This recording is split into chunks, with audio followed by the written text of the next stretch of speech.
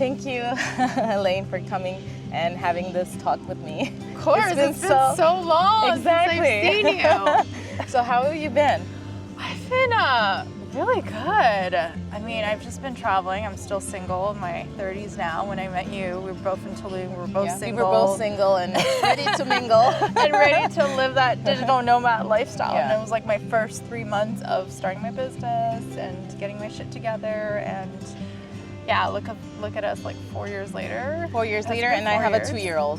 You have a 2-year-old. Holy shit, you have a 2-year-old. I don't know how much spoiled almost this, 2. Like one more month shit. and she'll be 2. Wow, that's insane. But It's honestly, insane. Because my life was like super fast-tracked. Right after I left Tulum, I met my husband, and then 1 year later, actually, I was still traveling, and then we met again, and then we fell in love. Like this is the shorter version, of course. So many things happened one right after the other, and we got married. We had a baby before even, we got pregnant, and then we got married, and then we had a baby. All happened in in the same year. Yeah, and this was 2023. Yeah, and then I found myself living in Nairobi, and now in Zurich. Oh my God, what a full circle moment. But you've been traveling though. I've been seeing you guys travel to like Morocco, and you've been to a bunch of different countries, and you lived in a few countries as well, right? Yeah, so that hasn't changed for me that much. Like I didn't stop traveling. With the baby, I mean, it's a different type of lifestyle now. It's a different type of travel style too. Of course, it has to be. So we just had to adjust, but we didn't want to stop traveling because my husband also is a traveler, and I was, as you know, I was a traveler, and we didn't want to change our lifestyle that much. Yeah. So we wanted to have Dunya accustomed to that lifestyle as well. Love and it. I think it's great for her. And her name is Dunya, so What does that mean? It means world. Oh my God. So I love it. so she's been traveling since she was even born. Like even before she was born, like when I was pregnant, I was traveling a lot. Yeah, no, I don't think you'll ever stop traveling, and even for you, like you have a dog and you have a toddler. Yeah. So it's like double the double the. Yeah, it's much different, of course. When I was a single girl, it's much easier, and I think I took really good advantage of that. So I can't look back and say, oh, I wish I traveled more. Like I definitely did travel. So, but I mean, I can travel still. It's just like it has to be a slower type of travel. Of course. Although I think we're much faster than the parents who travel that we know. So we need to be better, I think, at planning than we used to, because we are all we're both used to traveling on a whim, both of us, and just like planning on the go. So we need to adapt that a little bit, I think. What would you say like your number one advice for like moms with like young newborns or toddlers who want to travel the world, but I think feel like just take the leap, because like I think like people just get stuck in that loop of like, oh, I want to, but they never do. Yeah. I think just like not being scared and just leaping in, because like, and they're always worried about like, oh, how will my baby do this and that, but like they need to experience it, so they will get adapted to the situations. Yeah. So they need to experience it to you need to do the thing to get accustomed to doing the thing, like learning the skills to do the thing. So you just need to, I guess, start somewhere. Yeah, and like you can do like smaller trips first, obviously. Like what then does that do look just like? Bali. What's a smaller trip look like? Like somewhere nearby. Like for instance, like mostly I think moms are scared of taking a long plane ride. But I think if you're going to do a long plane ride, it has to be like when you have a baby, not a toddler. Like because it's much like people think it's hard to travel with a baby, but it's actually not. It's very easy to travel with a baby because they sleep all day. And during the whole plane, they just like there's a bassinet you can put them in, and then you just put them in the bassinet. You can be in the front seats, and then put them there, and then they sleep. You can go to Bali, Thailand, wherever you want, and it's easy. So how do you choose your destination? I just go wherever I want, I guess. I just choose like depending on the weather, the time, like, you know, wherever works best for us. Yeah. And whatever we're looking for, we just like, my husband, he's like, when it comes to making decisions, he's like so meticulous. He's like, he dives deep, like in research, ChatGPT, this, that, like everything. And then I'm like, just pick a place and we can go. Yeah, but that's cute because he wants to have the, like, for us to have the best experience, obviously. Yeah.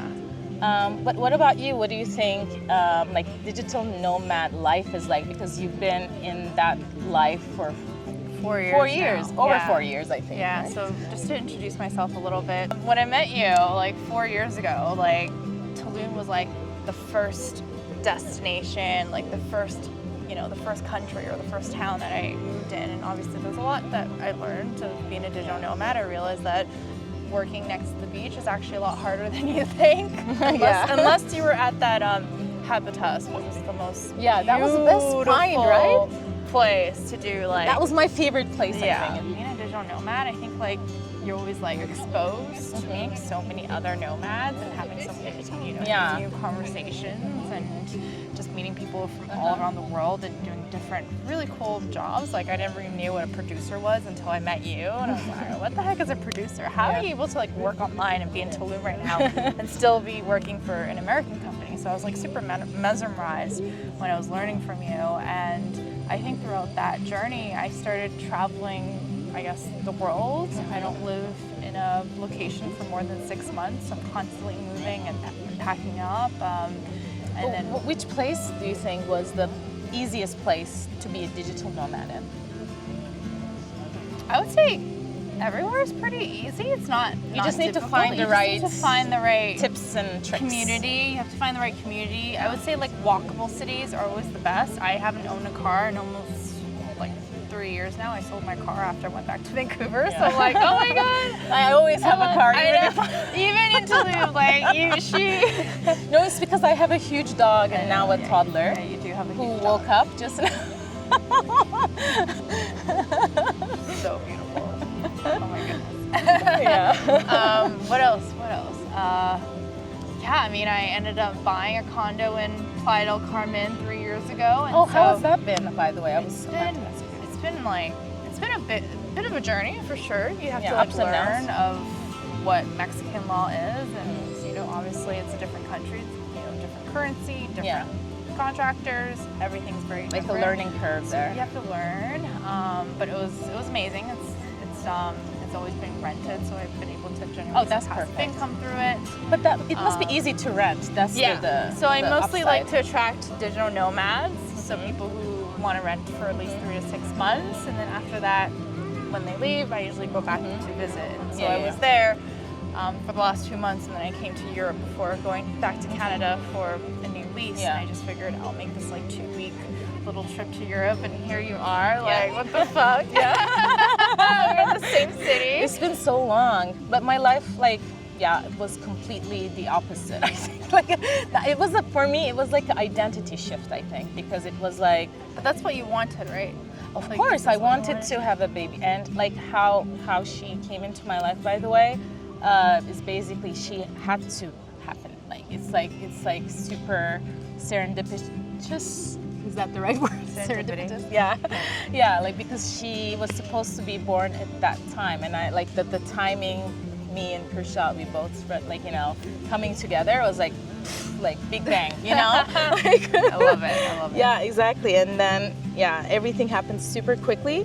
But like being having a newborn in Kenya was kind of like for me because I didn't feel like I was at home.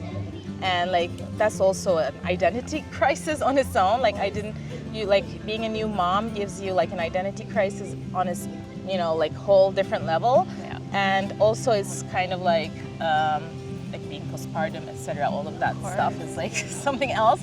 But at the same time, being in a strange country and where you don't feel like you're yourself and like you don't have the same freedom and like it's like. Yeah, Nairobi is definitely a cultural shock for sure. It was definitely a cultural shock for me when I went there. Yeah, I can't imagine It you was guys kind of being a there. roller coaster. But then here, I think it's different because I feel like I'm freer here because I have a car. I can just do anything. Like it's like easy to navigate with a baby, and like it's in the middle of Europe. We can go anywhere.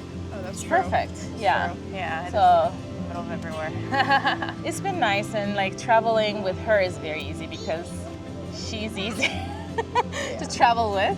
And she's been used to being on the road, so she knows like every time we're going on a plane, she's like, whoosh, like we know what's going on, and she knows how to act, everything. So and she loves it. Aww.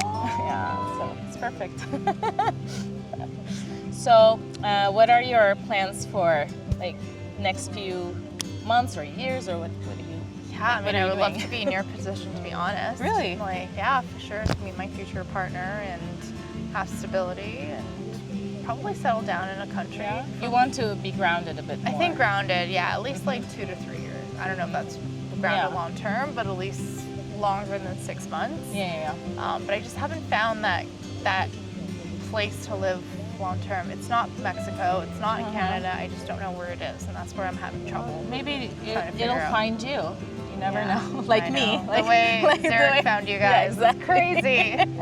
And also, like, for instance, I even made jokes about this all the time. Like, before, I was like, how am I going to find someone if I don't stay in one place longer than 6 weeks That's or like literally whatever? how I feel right now. Yeah, but like, that's how you, like, you know, for instance, I found, like, and I was telling myself, maybe I'll find him on, like, he will be also a traveler and I will also meet him on the road. And then that's exactly how it turned out. Wow. So you don't need to actually worry. You need to, I think, release that, you know, basically control over how it happens in your mind, or like just don't overthink it. And I think it happens on its own, kind of.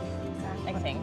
I know that's what is very cliche and everybody says that, and it's kind of infuriating. I know, but like that's how it works actually. Like, I don't know why, but it's just the way it is. I wish it was easier. Yeah. Thank you so much for coming, and then it's super nice to see you. And I hope you enjoy your travel days as a single person. Hopefully not for long, but hopefully. And you can continue on your journey with Thank you. Thank you. So where's your next country? Where are you guys going? Actually, we haven't like figured it out yet because we have we are definitely going to Turkey. For the summer, like the beach vacation. Summer, But we're also thinking about Maldives.